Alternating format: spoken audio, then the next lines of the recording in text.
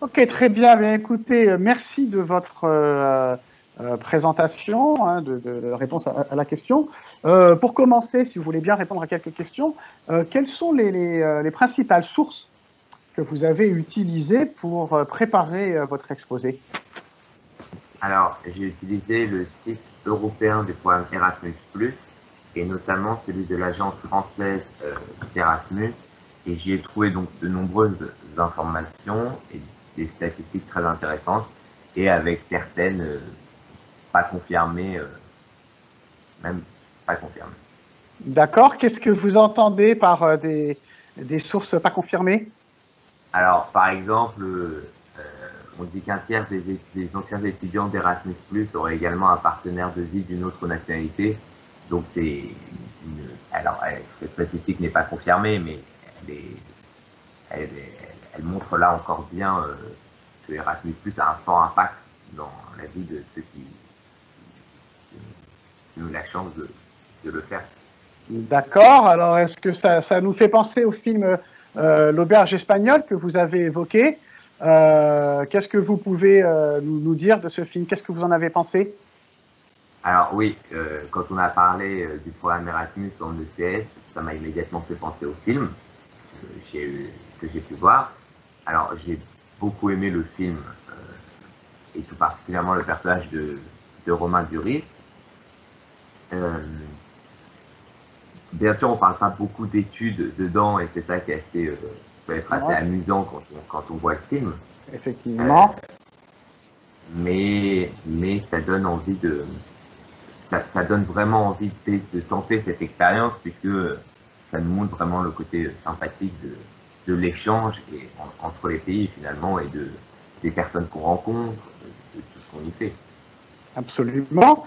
Alors, vous nous disiez justement à l'issue de votre exposé que vous souhaitiez, et là vous avez l'air effectivement de le confirmer à nouveau, hein, que vous souhaitiez bénéficier du programme Erasmus.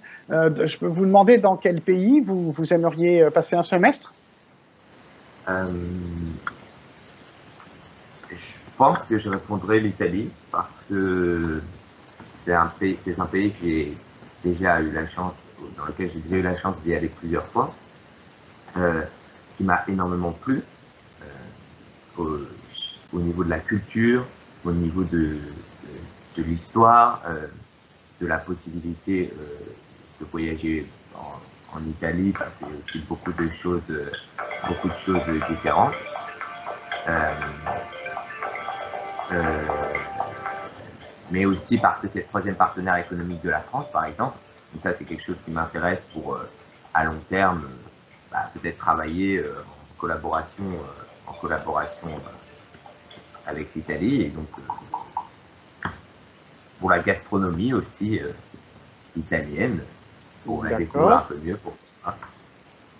D'accord, ok, très bien. Alors, je précise qu'on a entendu un portable, hein, nous sommes en confinement, hein, donc on est en vidéo confinée, mais j'en profite pour dire aux élèves qui vont regarder cette vidéo qu'évidemment, pendant le grand oral, un conseil, c'est obligatoirement d'éteindre votre portable, hein, parce que ça ne fera pas un meilleur effet sur le jury si jamais il se mettait à sonner, mais évidemment, ce n'était pas le vôtre, hein, qui a sonné, mais peut-être quelqu'un derrière vous, ou peut-être derrière Catherine d'ailleurs, je ne sais pas. Pour revenir aux questions, d'où vient le nom Erasmus? Qu'est-ce que vous pouvez nous dire à ce sujet? Alors, le nom du programme Erasmus vient du moine humaniste néerlandais Erasme, qui a vécu entre le 15e et le 16e siècle. Il a voyagé durant de nombreuses années à travers l'Europe et a laissé, pour s'enrichir des différentes cultures, et il a laissé beaucoup de témoignages derrière lui. Donc le nom Erasmus vient de là. C'est aussi un acronyme assez compliqué finalement dont personne ne se sert, qui commence par European avec ER du coup et bon ensuite D'accord, la fin. d'accord. Effectivement, c'est plutôt Erasme, hein, qui semble, ou Erasmus, qui a été effectivement l'humaniste, hein, qui a servi de fondement à ce programme. Est-ce qu'on peut dire, je reviens sur l'Italie et votre envie de participer, quand on reprend le terme de votre exposé, est-ce que vous sentez-vous appartenir à la jeunesse européenne? Alors, euh, à l'heure qu'il est, moi, je ne me sens pas européen. Et c'est marrant parce que c'est cette année un des thèmes que l'on faisait, que l'on a fait en allemand, en cours d'allemand. Et c'est vrai que aujourd'hui, moi, j'ai un peu du mal à me sentir européen justement parce que c'est pas très concret pour moi ce que signifie aujourd'hui l'Europe. Et du coup, c'est pour ça que j'ai un peu de mal à voir quel impact ça a finalement sur ma vie, comme on voit quel impact ça a d'être français, avec par exemple certains avantages, une histoire à laquelle on appartient ou des choses comme ça. Là, je trouve que c'est plus compliqué à appréhender. Et justement, un programme comme Erasmus apporterait, en tout cas pour moi, mais ça a été aussi le cas pour d'autres, puisque plus se sentent européens après, comme on l'a vu enfin, comme je l'ai évoqué pendant mon exposé, je pense que ça m'apporterait du concret à ce qu'est l'Europe et ça me ferait prendre conscience des opportunités qu'il y a de travail, des opportunités qu'il y a d'échange et du fait que. D'accord. Voilà. D'accord, mais là, clairement pour vous, mais c'est sans doute une question de génération, ça vous paraît naturel que d'entrer et sortir dans un pays voisin, l'Allemagne, l'Italie, l'Espagne, la Belgique, sans qu'il y ait de contrôle à la frontière, et de partager la même monnaie. Pour vous, ça s'est fait tout seul? C'est pas concrètement l'Europe? Alors déjà, c'est clair que ça sert à rien de mentir. Pour moi, du coup, ça me paraît naturel de pouvoir faire ça parce que j'ai toujours pu faire ça. Moi personnellement, du coup, j'ai toujours pu faire ça. Du coup, au niveau de ça, même si c'est quelque chose de très fort de pouvoir circuler librement, ça me paraît plus naturel. Par contre, la monnaie, c'est vrai que ça, le fait de pouvoir avoir la même monnaie, c'est quelque chose effectivement qui le fait concrètement. Mais moi, actuellement, là, à mon âge, c'est pas quelque chose un programme comme Erasmus me fait plus appréhender l'Europe que le fait d'avoir la même monnaie parce que je suis pas je suis pas touché là tout de suite directement. Alors c'est sûr que dans quelques années, en voyageant plus ou en faisant des échanges, là ça va me frapper sûrement plus. D'accord, très bien. D'accord. Ouais. Alors, vous avez évoqué, je vous posais une dernière question relative à votre exposé et notamment aux sciences économiques et sociales. Tout à l'heure, vous avez aussi bien dans votre exposé que tout à l'heure dans la réponse aux questions, vous avez parlé du travail. Dans le cadre de ce que vous avez appelé, donc expliqué la zone monétaire optimale, vous avez évoqué les questions de mobilité au sein de l'Union européenne. Est-ce que vous pouvez nous dire quels sont en gros, les principaux pays dont en Europe les jeunes le quittent le plus fréquemment pour aller vers quel pays ou quelle zone au sein de l'Union européenne? Qu'est-ce que vous pouvez nous dire à ce sujet?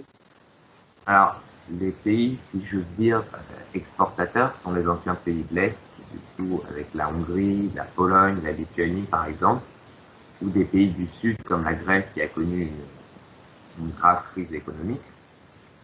Et de l'autre côté, les principaux pays d'accueil vont être des pays plus en forme, comme l'Allemagne, le Benelux, la Suède ou encore l'Autriche, et fortement la Grande-Bretagne aussi, même si maintenant, avec le Brexit, on ne sait pas trop comment ça va évoluer à ce niveau-là. Très bien. Ok, bah écoutez, je vous remercie. On va clore ici la partie relative à la discussion avec le jury. Alors, comme nous sommes dans une simulation pour le grand oral Nathan, je voudrais préciser un point, c'est qu'on est un petit peu plus court que la discussion de 10 minutes, et que si on avait été dans un exposé qui aurait eu lieu véritablement aujourd'hui, Florian aurait pu, mais là évidemment vous ne l'aviez pas fait dans ce cadre, évoquer l'actualité, puisque dans l'actualité du moment où nous sommes tournés, c'est-à-dire en juin 2020, on parle beaucoup de ces fameux travailleurs intérimaires polonais que PSA a envisagé, il y en avait 500, que PSA avait envisagé de venir faire travailler comme intérimaires dans ces usines françaises au moment où les intérimaires français eux-mêmes n'étaient plus, comme auparavant, recrutés par PSA, qui fait une polémique assez forte depuis 3-4 jours. Donc, dans le cadre d'un exposé préparé véritablement comme si vous passiez le bac, puisque c'est pas le cas pour vous cette année, Florian, en tout cas pour le grand oral, ça aurait été évidemment une question que le jury aurait pu poser. Hein, donc j'attire l'attention à ceux qui vont regarder cette vidéo sur l'importance de l'actualité.